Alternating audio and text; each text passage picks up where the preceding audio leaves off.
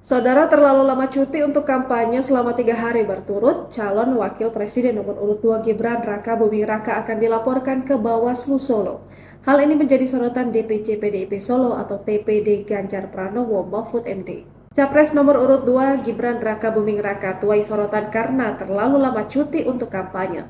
DPC PDIP Solo atau TPD Ganjar Pranowo Mahfud MD yang menyoroti lamanya cuti yang diambil Gibran.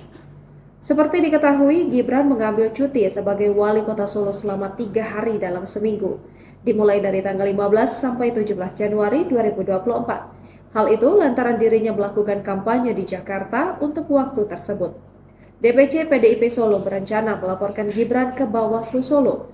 Direktorat Saksi Pengamanan Hasil Pemilu, Hukum dan Advokasi TPD Ganjar Mahfud Solo, Suharsono, menyebut akan rencana pelaporan tersebut karena Gibran diduga melanggar aturan cuti kampanye.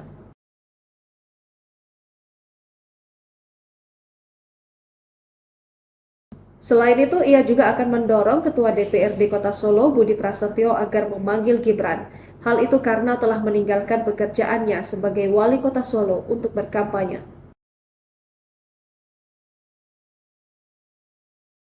Sementara itu, Ketua Fraksi PDIP Dewan Perwakilan Rakyat Daerah Solo, YF Sukasno, meminta calon Wakil Presiden RI nomor urut 2 Gibran Raka Buming Raka mundur dari jabatan wali kota.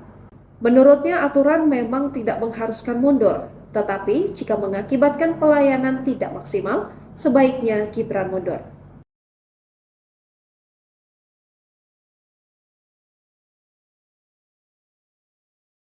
Ia kemudian menyoroti sejumlah peraturan wali kota yang belum dibuat, padahal merupakan aturan operasional turunan dari peraturan daerah.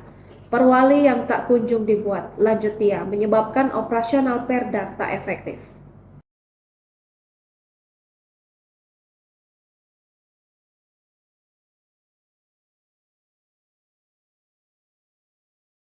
Download Tribun X sekarang, menghadirkan lokal menjadi Indonesia.